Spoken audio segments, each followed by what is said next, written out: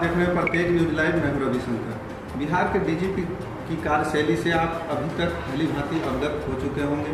खास तौर पर कोरोना काल में जिस तरह से उन्होंने पुलिसकर्मियों की हौसला अफजाई की, चाहे वो फ़ोन करके हो या फिर चाहे हॉटस्पॉट एरिया का निरीक्षण करके हो, या फिर आपराधिक अनुसंधान की बात करें तो गोपालगंज और सीतामढ़ी की ताज़ा उदाहरण आपके सामने है, जहां जाकर उन्होंने तत्काल कार्रवाई की और किस तरह से नदी में कूदे। कई तरह के सवाल हैं जिसके जवाब आप सीधे आज बिहार के डीजीपी से सुनेंगे, और इसके लिए हम अपने सहयोगी प्रफुल्ल झा से कहेंगे कि उनसे सवाल जवाब शुरू करें।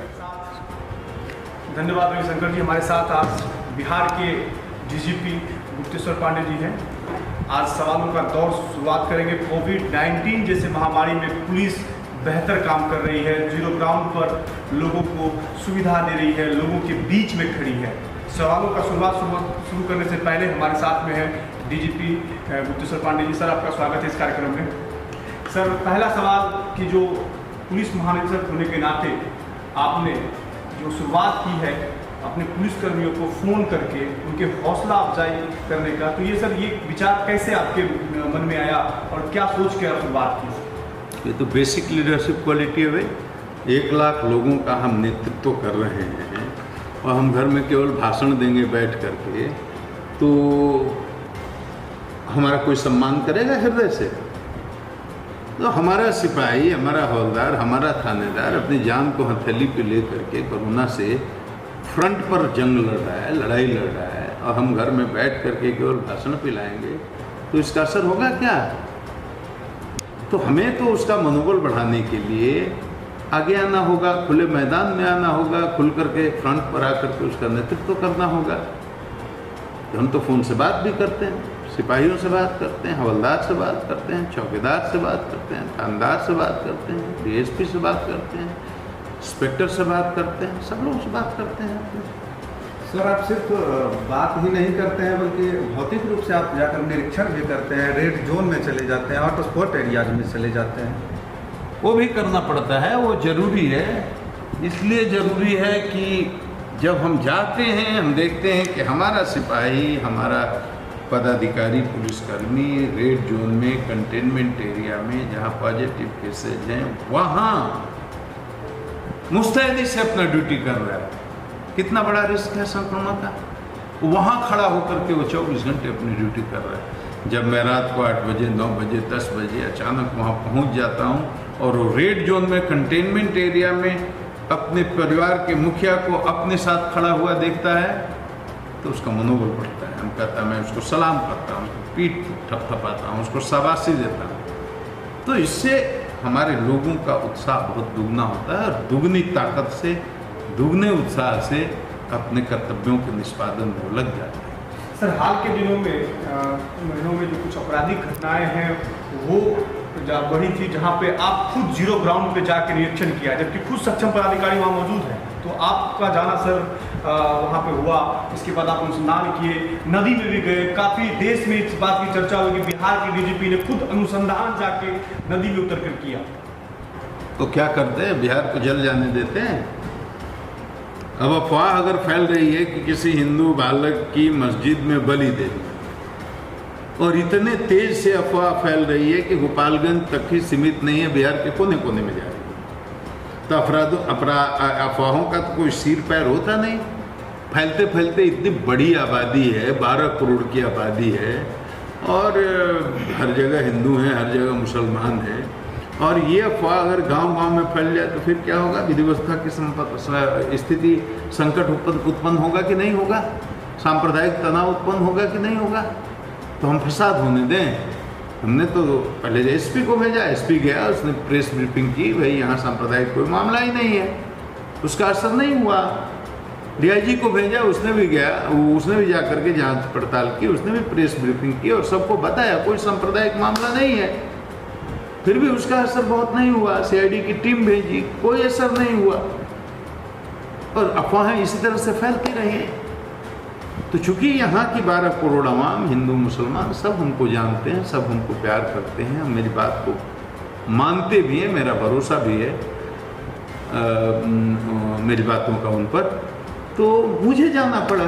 और जा कर के मैंने एक एक चीज़ को देखा, लोगों को बनाया, समझाया, फेसबुक लाइव किया। एक दिन में सब कुछ थम गया। सब लोग जान गए कि ये मामला सांप्रदायिक है ही नहीं, तो करना पड़ता है। रात 11:30 बजे सीतामढ़ी अचानक डीजीपी पहुंचते हैं व्यवसायियों के बीच में, और जो अपराधी हैं उनकी गिरफ्तारी के लिए टीम गठित किया जाता है। तो अचानक डीजीपी सीतामढ़ी पहुंच जाते हैं।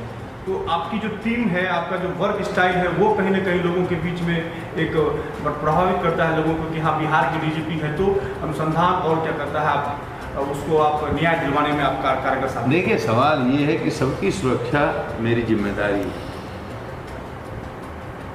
लेकिन विशेष रूप से व्यवसायियों को लक्षित करके अगर कोई अपराध होगा तो ये हमारे लिए बड़ी चिंता की बात है, क्योंकि वो हमारी नींव है अर्थव्यवस्था की। और उन पर इस तरह के अगर हमले होंगे और इस तरह की उनके साथ वारदातें होंगी तो ये देश के लिए और समाज के लिए और इस सूबे के लिए अच्छा नहीं। तो इस मामले की गंभीरता को समझते हुए मैं वहां पहुंच गया, और पहुंचने से पूरा शासन तंत्र सक्रिय होता है। आप देखिए, मेरे पहुंचने के 12 घंटे के अंदर जिस मोटरसाइकिल का घटना में उपयोग हुआ वो भी जब्त हो गई, जिस स्कूटर का घटना में जब्त हुआ था वो भी जब्त हो गई, जिस पिस्तौल से गोली मारी गई थी वो पिस्तौल भी बरामद हो गई, जिस व्यक्ति ने हत्या की थी वो व्यक्ति भी बरामद हो गया। इस हत्या में, ये इस लूट और हत्या में 4 लोग जो शामिल थे, चारों के चारों गिरफ्तार हो गए, और कुछ पैसे भी बरामद। तो पूरे केस का पटाक्षेप हो गया 12 घंटे के अंदर। कितना सुकून मिला होगा। हमने कहा है इसका अनुसंधान कराओ, स्पीडी ट्रायल कराओ और 3 महीने के अंदर आजीवन कारावास कराओ। उसका असर होता है, जाने का असर होता है, इसलिए जाना पड़ता है। मैं चैम्बर में बैठ करके और पूरे राज्य को चलाऊं, मैं उन लोगों में से नहीं, मैं थोड़ा अलग काम करता हूँ। सर, फर्स्ट लॉकडाउन जब हुआ तो आपने आप ही के द्वारा एक स्लोगन दिया है, सेवा से जीत ले दिल। ऐसा लगता है जैसे बिहार पुलिस का ही टैगलाइन बन गया। कितना असर हो रहा है इसका? असर हो रहा है ना। मैंने कहा कोरोना का समय है, संकट का समय है, लेकिन ये समय केवल लाठी भांजने के लिए नहीं है। और मैं तो पहले से भी कहता हूँ, जो शोषित हैं, दलित हैं, गरीब हैं, पीड़ित हैं, मजबूर हैं, मजलूम हैं, लाचार हैं, बीमार हैं, ऐसे लोगों के साथ तो बेहद शालीनता से पुलिस को पेश आना चाहिए। इनके साथ तो कोई भी बदतमीजी करे या इनके साथ कोई जुल्म हो, ये तो मुझे बर्दाश्त ही नहीं। ये तो शुरू से मैं सर, पुलिस जुल्म तो किसी के साथ नहीं होना चाहिए। तो मैंने कहा कि ये संकट का समय है, इसको सेवा करके और सकारात्मक पुलिस की छवि बने, इसमें अपनी ताकत झोंक दो। और लोगों ने शुरू किया, बीमारों को इलाज कराना, दवा की ज़रूरत है उसके घर में दवा पहुंचाना, बच्चे के दूध की ज़रूरत है उसके घर में दूध पहुंचाना, यहाँ तक कि दूध पहुंचाना, यहाँ तक कि बर्थडे किसी घर में केक नहीं मिल रहा है तो केक बनवा के बच्चे के लिए केक भी भिजवाना, और ज़रूरत पड़े तो अपना खून भी देना। सिपाहियों ने, थानेदारों ने बहुत लोगों को, गरीब लोगों को अपना खून भी दिया। तो सकारात्मक छवि तो बनी है। तो सेवा करके और जनता का दिल जीतने का ये नारा था, वो काफ़ी असरदार। सर, जिस तरह से पुलिस संक्रमण का खतरा झेलते हुए सेवा कर रही है और आपके कार्यशैली पुलिस के प्रति लोगों का विश्वास बढ़ा रही है, परंतु प्रवासी लोगों का आगमन दिन प्रतिदिन बढ़ रहा है, तो आगे की बिहार पुलिस की रणनीति क्या होगी? ऐसे तो प्रवासी आएंगे नहीं क्या? बिहार उनका नहीं है क्या? वो बिहार के बेटे हैं, अज्ञान है, बान है, शान है, ये धरती उनकी है। और बिहार पर सबसे पहला हक अगर किसी का है तो उनका है, जिनको आप आज प्रवासी मजदूर बोल रहे हैं। प्रवासी कैसे हैं? पूरा हिंदुस्तान एक है, कहीं से कोई जा सकता है, कहीं नौकरी करने, व्यवसाय करने, श्रम करने, और कहीं से कहीं कोई आ सकता है। तो बिहार से जो पंजाब गया वो प्रवासी हो जाएगा, पंजाब से जो बिहार आया वो प्रवासी हो जाएगा। हम सब हिंदुस्तानी हैं, श्रमिक हैं, कमजोर हैं, उनके पास जीविका का साधन नहीं है, जगह नहीं, जमीन नहीं, व्यवसाय नहीं, व्यापार नहीं, नौकरी नहीं, पैसा नहीं।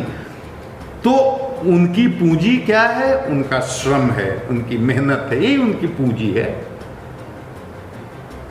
और इस पूंजी को कहीं लगाते हैं तो प्रवासी कैसे हो गए? और बिहार के बेटे हैं तो बिहार को उनका हक है, और सबसे पहला हक है। तो उनकी आन बान शान, उनके सम्मान में अगर कहीं कोई कमी होगी, नुकसान किसका होगा? वो बिहार की शान को, बिहार की आन को, बिहार के सम्मान को ये नुकसान होगा। वो तो देवता हैं, उन्होंने तो किस्मत गढ़ी है कई सूबों की, कई सूबे उनके बूते चमक गए, उनकी मेहनत पर चमक गए। कई सूबों की चमक और हिंदुस्तान की चमक उनके श्रम पर आधारित है। ये नहीं रहेंगे, ये चमक भी खत्म हो जाएगी। तो जो हमारे मजदूर भाई हैं, श्रमिक भाई हैं, उनकी तो हमें पूजा करनी चाहिए। समाज में उनको सबसे अधिक सम्मान की दृष्टि से देखा जाना चाहिए। सबसे अधिक सम्मान के हकदार हैं वो। तथाकथित पढ़े लिखे बुद्धिजीवी और विद्वानों से भी ज्यादा उनकी भूमिका रही है एक मजबूत हिंदुस्तान बनाने में। उनकी पूजा होनी चाहिए, उनका सम्मान होना चाहिए, उनका स्वागत होना चाहिए। तो आएंगे नहीं क्या? सरकार की कुछ मजबूरियां थी, भारत सरकार की कुछ गाइडलाइन ऐसी थी जिसके कारण एक प्रदेश से दूसरे प्रदेश में आने जाने की मनाही थी, तो हम भी नहीं बुला पा रहे थे, बिहार सरकार भी नहीं बुला रही थी। जैसे गाइडलाइन बदली, उसमें परिवर्तन हुआ, उनके आने का रास्ता खुला, हम उनके स्वागत में बैठ गए। हर जगह उनके लिए तैयारी है, जहां भी आए त्रिस्तरीय क्वारंटाइन की व्यवस्था है। आप सीमा पर आइए, गाड़ी से आइए या ट्रांसपोर्ट से आइए, जहां भी आप उतरिएगा वहां से आपको खाने का, पीने का, आपका स्क्रीनिंग होगा, रजिस्ट्रेशन होगा, आपके संबंधित ब्लॉक में पहुंचा दिया जाएगा। वहां क्वारंटाइन सेंटर में आपकी स्क्रीनिंग फिर से हो जाएगी, वहां रहने की व्यवस्था की जाएगी, आपके खाने की, पीने की, मच्छरदानी की, कपड़ा की, लत्ता की, जग की, मग की, तेल की, साबुन की, कंघी की, दवा की। आनंद से रहिए।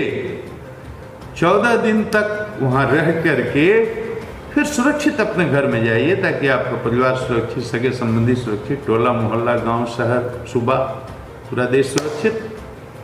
ये उनके लिए प्रोटोकॉल बनाया है हमने, सर सरकार ने।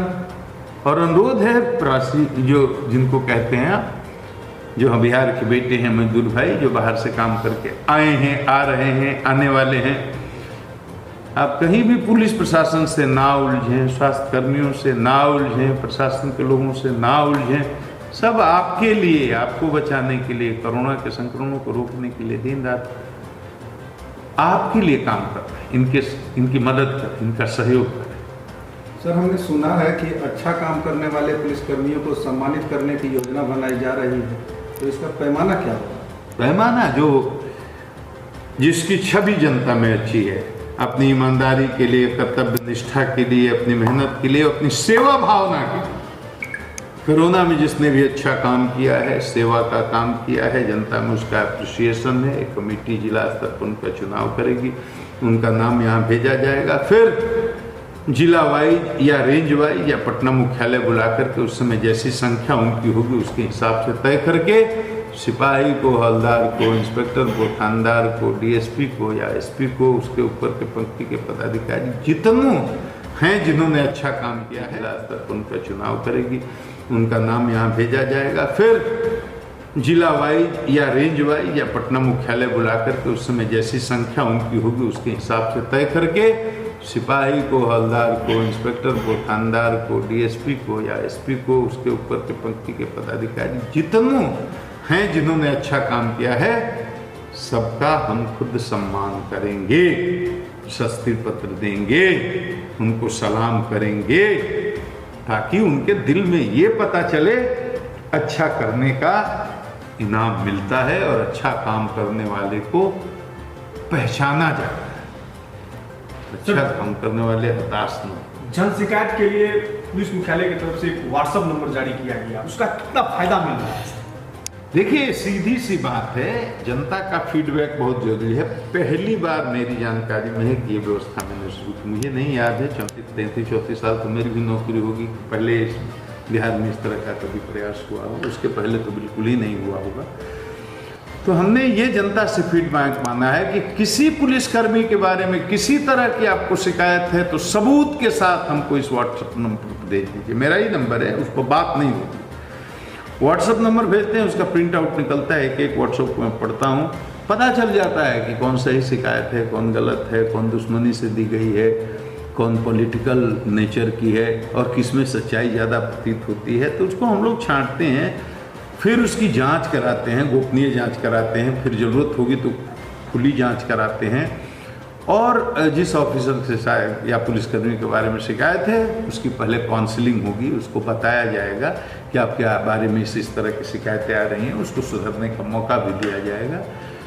और नहीं सुधरेंगे तो फिर दंडात्मक अनुशासनात्मक कार्रवाई भी की जाएगी। लेकिन इसके साथ साथ उसमें ये भी सूचना मांगी गई जनता से कि जो हमारे अच्छे करने वाले आदमी हैं, सिपाही हों, चाहे थानेदार हों, चाहे हवलदार हों, चाहे जमदार हों, चाहे उसके ऊपर पंक्ति के पदाधिकारी, उनकी भी सूचना दे ताकि उनको हम सम्मानित भी कर सकें। सर, नशाबंदी एक बड़ी मुहिम है सरकार की, शराबबंदी, उसमें सर आपने राज्यव्यापी स्तर पर क्या मुहिम भी चलाई थी, आज भी आप सख्त हैं इस पर, लेकिन फिर भी तस्करी शराब की हो रही है, युवाओं की भविष्य खराब है, तो इसको कैसे नियंत्रित करने का सर उपाय है सर बिहार पुलिस के पास? देखिए, शराबबंदी का जहाँ तक सवाल है, सरकार ने एक कानून बनाया, शराबबंदी का कानून, जिसके कारण ये पूरे प्रदेश में शराब का सेवन करना, शराब का विक्रय करना, शराब का क्रय करना, इसको गैर कानूनी घोषित कर दिया गया, मतलब उसके लिए दंड का प्रावधान किया गया। और इसके बड़े सकारात्मक परिणाम भी मिले हैं, खास करके वो महिलाएं जो गांव में देहातों में अपने पति द्वारा, शराबी पति द्वारा प्रताड़ित होती थी, उनके जीवन स्तर में बहुत गुणात्मक परिवर्तन हुए हैं, इसका है। अब रही बात कि 2-4% ऐसे लोग हैं जो शराब की तस्करी में शामिल रहते हैं और इस तरह का काम करते रहते हैं, तो किसी भी कानून को केवल बना देने से उसका पूरा 100% पालन हो जाएगा, ये उम्मीद नहीं रखनी चाहिए। हत्या का कानून 150 साल पहले बना के हत्या करने के बाद आजीवन कारावास या फांसी की सजा मिलेगी, तो इससे हत्या रुक तो नहीं गई। डकैती के लिए 10 साल या 14 साल की सजा का प्रावधान है, तो इससे डकैती रुक नहीं गई। होती है, जिसको रिस्क लेना है लेता है, पकड़ा जाता है, जेल में जाता है, सजा को काटता है। तो ऐसे 2-4% लोग तो हमेशा रहेंगे जो कानून को चुनौती देंगे, तो उनके साथ सिस्टम को लड़ना है, सिस्टम की उनके साथ लड़ाई ये चलती रहेगी। लेकिन ये सुखद विषय है कि बहुसंख्यक जनता ने सरकार के इस कानून का समर्थन किया है और आम जनता चाहती है कि ये शराबबंदी सख्ती से लागू हो। तो जनता के सहयोग से, जनप्रतिनिधियों के सहयोग से, पत्रकारों के सहयोग से, समाज सेवियों के सहयोग से ही पूरी तरह से हम सफल हो सकते हैं बिहार को नशा मुक्त या शराब मुक्त बनाने में। तो अगर कुछ कहीं गड़बड़ी है तो उसके लिए केवल पुलिस की का नहीं है, समाज भी कहीं ना कहीं दोषी जरूर है। आप देख रहे हैं, आप चुप हैं। तो इसलिए जनप्रतिनिधियों को सोचना चाहिए, आम जनता को सोचना चाहिए, राजनीतिक प्रतिनिधियों को भी सोचना चाहिए और समाज के हर जागरूक व्यक्ति को, बुद्धिजीवी को सोचना चाहिए कि उसका भी कुछ उत्तरदायित्व है। इसलिए डीजी सेल से नंबर जारी किए गए हैं, गांव-गांव में पोल पर मद्य निषेध विभाग के नंबर दिए गए हैं, जिन पर कोई भी गोपनीय सूचना दे सकता है और इस बात की गारंटी है कि सूचना देने वाले का नाम पूरी तरह से गोपनीय रखा जाएगा। तो जनता से जब सूचना आने लगेगी और जनता जब शराब के विरोध में खड़ी हो जाएगी, ड्रग्स के विरोध में खड़ी हो जाएगी, तो मतलब ये धंधा भी चोरी छुपे बेचने पीने वाला बंद हो जाएगा। तो इस शराबबंदी के मुहिम को एक जन आंदोलन बनाने की ज़रूरत है और इस दिशा में मैंने बहुत काम किया है। डीजीपी बनने के पहले तो मैं 6-8 महीने तक रात दिन दौड़ता रह गया, 250 अधिक सभाएं की, 250 से अधिक सभाएं की बिहार के कोने को, और किसी भी जन जागरण सभा और किसी भी एक सभा में एक आदमी ने ये नहीं कहा कि बिहार सरकार का ये फैसला गलत है। समर्थन सबने किया, लेकिन शराब माफियाओं के साथ जो लड़ाई है, जो जंग है, जो कानून को चुनौती देने वाले हैं, उस जंग में सक्रिय सहयोग की अपेक्षा है हमें समाज के बुद्धिजीवियों से कि वो आगे आकर के हमें सूचना भी दें, तब हम पूरी तरह से बिहार को शराब मुक्त या नशा मुक्त बना पाए। सर, एक बार आप सीतामढ़ी भी गए हुए थे और बार बार आप कहते हैं कि जनता की भागीदारी, अपराध को खत्म करने में जनता की भागीदारी अवश्य होनी चाहिए। तो उस पे सर क्या कहेंगे? कोई अपराधी है तो बताओ, बिना जनता की भागीदारी के कैसे अपराध मुक्त समाज बनेगा भाई? जात के नाम पर अगर अपराधी को संरक्षण दोगे, मजहब के नाम पर अगर अपराधी को संरक्षण दोगे, दल के नाम पर अपराधी को संरक्षण दोगे और अपराधी को फूल माला पहनाओगे, उसका गुणों जसोगान करोगे आप, तो वैसी स्थिति में कैसे होगा समाज में अपराध खत्म? तो सामाजिक प्रतिष्ठा जब तक अपराधियों को मिलती रहेगी तब तक समाज से अपराध समाप्त नहीं होगा। तो इससे जनता का सहयोग जरूरी है। ये अपराधी को अपराधी रूप में होनी चाहिए, जनता की जो भागीदारी है। बस कुछ नहीं, दो चीज। एक है आप तटस्थ रह करके कर सकते हैं, एक है आप एक्टिव होकर कर सकते हैं। तटस्थ रहने का मतलब ये है कि कोई भी अपराधी हो उसको आप समर्थन मत दीजिए, नैतिक समर्थन मत दीजिए, आर्थिक समर्थन मत दीजिए, राजनीतिक समर्थन मत दीजिए, पूरी तरह से न्यूट्रल हो जाइए। चाहे आपका सगा भाई हो, रिश्तेदार हो, कोई भी हो, जो चोरी करता है, अपहरण करता है, डकैती करता है, खून करता है, समाज में आतंक फैलाता है, अन्याय फैलाता है, गरीबों पर शोषण करता है, जुल्म करता है, अत्याचार करता है, उसको हम किसी तरह का समर्थन नहीं देने ये संकल्प कर लीजिए। इसमें तो कुछ करना ही नहीं है, आपको चुप हो जाना है, न्यूट्रल हो जाना है। हम तुम्हारा किसी भी तरह का समर्थन नहीं करेंगे, न नैतिक समर्थन करेंगे, न आर्थिक समर्थन करेंगे, न सामाजिक समर्थन करेंगे, न राजनीतिक समर्थन करेंगे, किसी तरह का समर्थन नहीं करेंगे। एक तो भागीदारी का तरीका जनता का ये हो सकता है, और दूसरा सकारात्मक, ज़्यादा एक्टिव, सक्रिय भूमिका हो सकती है कि अपराधियों के बारे में कोई आपको सूचना हो तो जो मैंने डीजी सेल से व्हाट्सएप नंबर जो आज जारी किया है, उसी नंबर पर आप हमको उन अपराधियों के बारे में पूरा डिटेल भेज सकते हैं। तो ये हमारा बहुत बड़ा सहयोग हो जाए। बस जनता इतना कर दे तो अपराधी भागते नजर आएंगे, पुलिस दौड़ाते नजर आएगी। बिहार में जनता जग जाए तो अपराधी कहाँ रुकेंगे? सर, सूबे के डीजीपी होने के नाते बिहार पुलिस को आप कितना बदलता हुआ देख रहे हैं? देखिए, ये गुलामी के संस्कार पुलिस पर हैं। 150 साल पुरानी संस्था है, तो अंग्रेजों के समय की पुलिस है, तो अंग्रेजों की गुलामी के संस्कार जरूर कहीं ना कहीं हैं, क्योंकि पुलिस अभी भी समझती है, निचले पायदान से ऊपर तक भी बहुत ऐसे लोग हैं सोचने वाले कि हम शासन करने के लिए। मैं यही बात लोगों के मन से निकालना चाहता हूँ, चाहे वो सिपाही हो, चाहे थानेदार हो, चाहे उससे ऊपर पंक्ति के पदाधिकारी हो, कि हमारा काम जनता पर शासन करना नहीं, हमारा काम समाज में डेमोक्रेटिक व्यवस्था में कानून का शासन स्थापित करना है। अपना शासन नहीं करना है, कोई हमारा सेवक नहीं है, हम शासक हैं ही नहीं, हम राजा नहीं हैं और जनता प्रजा नहीं है, हम शासक नहीं हैं और जनता सेवक नहीं है, हम सेवक हैं जनता के। ये दिमाग में पहले घुस जाना चाहिए, सिपाही से लेकर डीजीपी तक, कि एक एक आदमी की गरिमा है, वो गरीब हो, अमीर हो, जो भी हो, किसी जात का हो, किसी मजहब का हो, और ख़ास करके समाज के सबसे निचले पायदान पर जो कमज़ोर लोग हैं, जो आर्थिक, सामाजिक और राजनीतिक रूप से बहुत पिछड़े हुए हैं, तो उनकी हिफाजत तो आपकी प्राथमिकता होनी चाहिए। ऐसे लोगों को केंद्र में रख करके पुलिसिंग करनी चाहिए, ताकि लोगों की आस्था इस व्यवस्था में बनी रहे।